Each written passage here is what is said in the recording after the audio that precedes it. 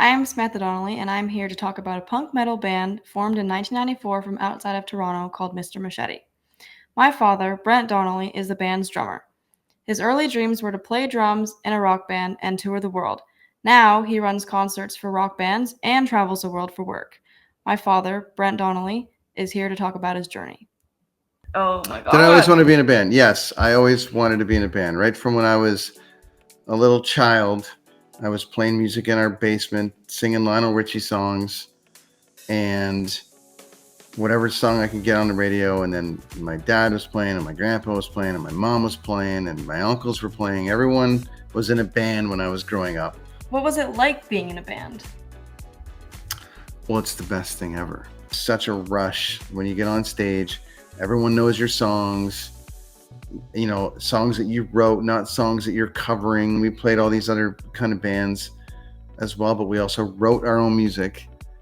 And so that was the best. People would come to our songs and sing our songs. And when you're out there and people know when this giant chorus is coming, or they know when this really cool guitar riff is coming, and you watch their face when it happens, there's no better feeling in the world. It's the best. I bet.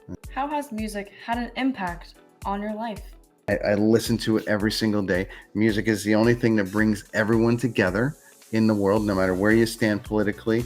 Getting a chance to travel the world, it's all around music and my relationship to music. It's all connected to that. How has it carried onto your career?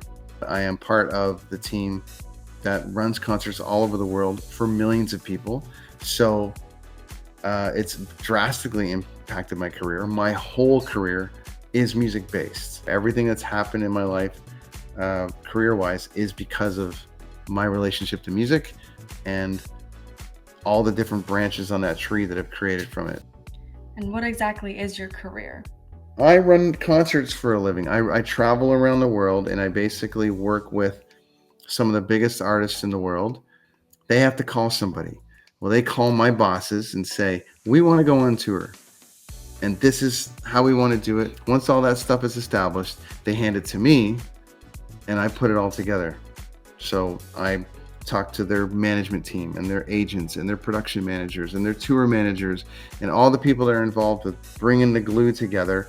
And I oversee all of it, including all the financials, all the ticketing, and work with the artist team to make sure that the tour happens seamlessly all over the world.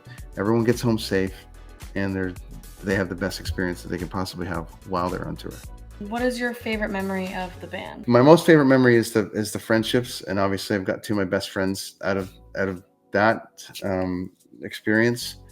And we've traveled. We've been through everything together, and ultimately, three of our best friends. One of the people that was part of our world that wasn't necessarily in the band, but we considered a fourth member, had passed away. So that person wouldn't have come into my life without the band. So one of my greatest memories is just being able to meet these guys, learn about their life, and each one of them have had an impact on my life. So then what we ended up doing is having a band with two of my best friends that have different stories and different lives, and all those lives came together. And you learn something from each person. Chris taught me about how to listen to music properly. He taught me how to write a song. Dent taught me more about myself, as far as what I was capable of, and also working on my weaknesses or my strengths, and really bringing them out to try to carve out the kind of person and personality who I was. And so it's really, that's my favorite memory. When did you start playing the drums? Unofficially on boxes and milk cartons when I was 6. Anything I could get my hand on, I would play. But I got my first set of drums when I was 14 years old, and didn't look back after that point. And do you still play the drums? I don't get a chance to play as much as I'd like, but I like to play.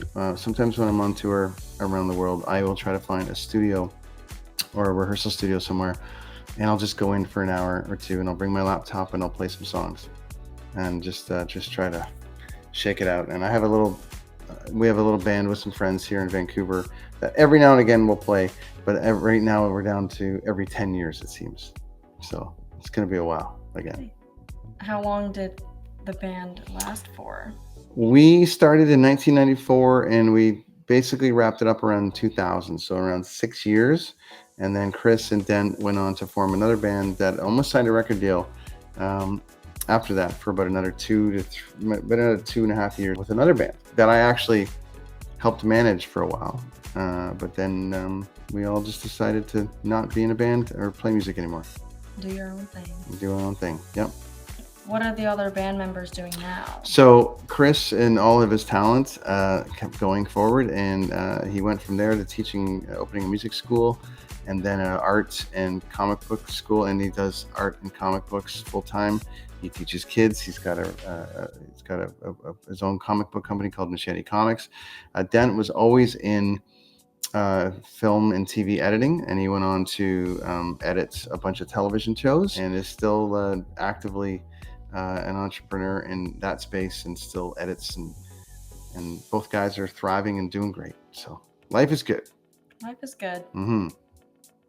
Thank you very much. Mm-hmm. Okay, so the first question. Did you like or support the idea of your son being in a band? At first, I was a little apprehensive because of his age, and I didn't know some of the ones that he was going to be in band with. But then I realized, because I come from such a musical family, I felt that it was important for him to explore that world. Next, I know that they practice in multiple places, but was it noisy in your garage while they practiced? Yes, at times. Fortunately, the garage was quite separated from the rest of the house. I had to almost go outside sometimes to hear them practice. When they got really going with their songs and the drums, and it could be quite noisy. So sometimes I would just go to a different part of the house. But yes, I mean, that comes with being in a band. You have noise. Yeah, should have soundproofed the garage. Yes, I should have. Did you have concerns about him touring? Oh, absolutely. My biggest concern was that, again, he was young, and I didn't know much about the touring business. I mean, I knew music, but I didn't know what was involved with bands touring. Maybe getting in with the wrong crowd.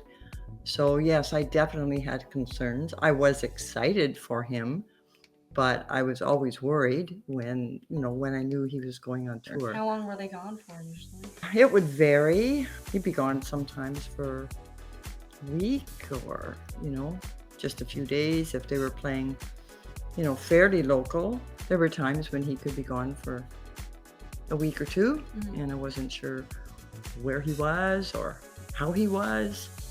So yeah, it was concerning.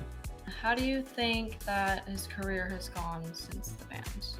That all started in our garage. He decided what he wanted to do for his career as far as college courses. That only helped him to, expand his knowledge in the music industry. As I said, it all started in the garage, and I think that was the beginning of something so much bigger. And, he is where he is today because of that. And I'm very proud of him. Very proud. Thank you so much. You're very welcome, Samantha.